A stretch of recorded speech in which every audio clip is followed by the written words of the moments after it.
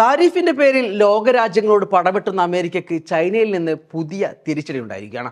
രാജ്യത്തെ വിമാന കമ്പനികൾ അമേരിക്കൻ കമ്പനിയായ ബോയിങ് നിർമ്മിക്കുന്ന വിമാനങ്ങൾ വാങ്ങരുതെന്ന് ചൈനീസ് സർക്കാർ ഉത്തരവിട്ടതായാണ് പുതിയ റിപ്പോർട്ടുകൾ വരുന്നത്.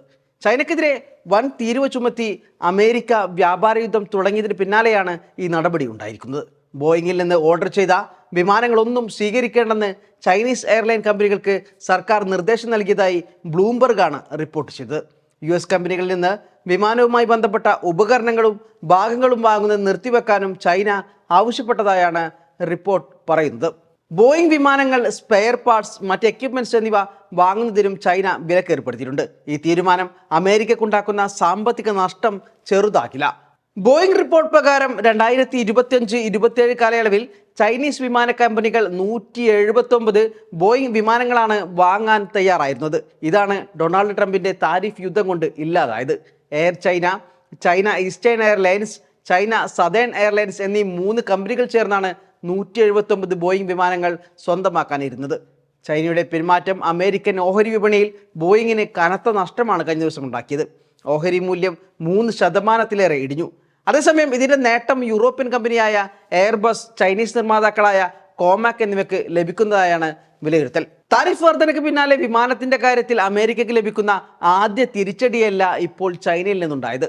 നേരത്തെ അമേരിക്കൻ നിർമ്മിത യുദ്ധവിമാനങ്ങളുടെ ഓർഡർ ക്യാൻസൽ ചെയ്ത് കാനഡയാണ് അമേരിക്കയെ ആദ്യം ഞെട്ടിച്ചത്. ജസ്റ്റിൻ ട്രൂഡോക്ക് പിന്നാലെ കാനഡയുടെ പ്രധാനമന്ത്രിയായി മാർക്ക് കാർണി അധികാരമേറ്റെടുത്ത് ദിവസങ്ങൾക്കുള്ളിൽ തന്നെയാണ് ഈ തിരിച്ചടി നൽകിയത്. 2 വർഷം മുമ്പ് അമേരിക്കയിൽ നിന്ന് വാങ്ങാൻ കരാറായ F-35 യുദ്ധവിമാനം വേണ്ടെന്ന നിലപാടാണ് കാനഡ എടുത്തത്.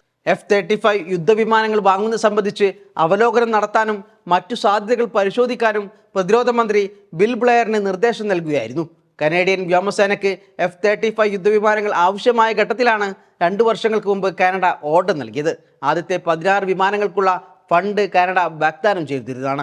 ഇതുപ്രകാരം നിർമ്മാണ പ്രവർത്തനങ്ങൾ നടന്നു വരുന്നതിനിടെയാണ് കാനഡ ഓർഡർ ക്യാൻസൽ ചെയ്തത്. ഇതിനിടെ അമേരിക്കക്കെതിരെ സൈബർ ആക്രമണ ആരോപണവുമായും ചൈന രംഗത്ത് വന്നിട്ടുണ്ട്.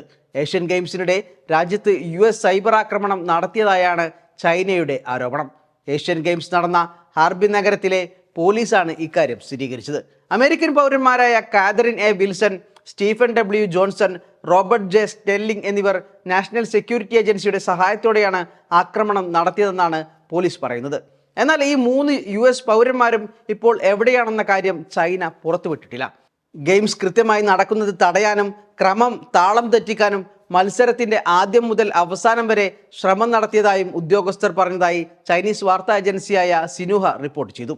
ഗെയിംസിന് പുറമെ ഹാർബിൻ നഗരം ഉൾപ്പെടുന്ന പ്രവിശ്യയിലെ പ്രതിരോധ, ഗതാഗത, ടെലികമ്മ്യൂണിക്കേഷൻസ്, ഊർജ, ജലവിഭവ സ്ഥാപനങ്ങളിലേക്കും സൈബർ ആക്രമണം ഉണ്ടായതായും ചൈന പറയുന്നു. വിഷയത്തിൽ അമേരിക്കൻ പ്രതികരണം ഇതുവരെയും ഉണ്ടായിട്ടില്ല.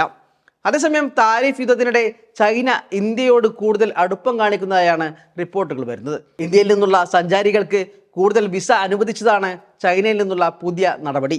ജനുവരി 1 മുതൽ ഏപ്രിൽ 9 വരെ ഇന്ത്യക്കാർക്ക് 85,000-ലേറെ വിസയാണ് ചൈന അനുവദിച്ചത്. ഇതിനു പുറമെ ഇന്ത്യക്കാർക്കുള്ള വിസ ചട്ടങ്ങളിൽ ചൈനീസ് സർക്കാർ ഇളവും ഏർപ്പെടുത്തിയിട്ടുണ്ട്. ബയോമെട്രിക് ഡാറ്റ ഒഴിവാക്കിയ ചൈന പ്രോസസ്സിംഗ് സമയം, വിസ ഫീ എന്നിവ കുറച്ചു നൽകുകയും ചെയ്തു.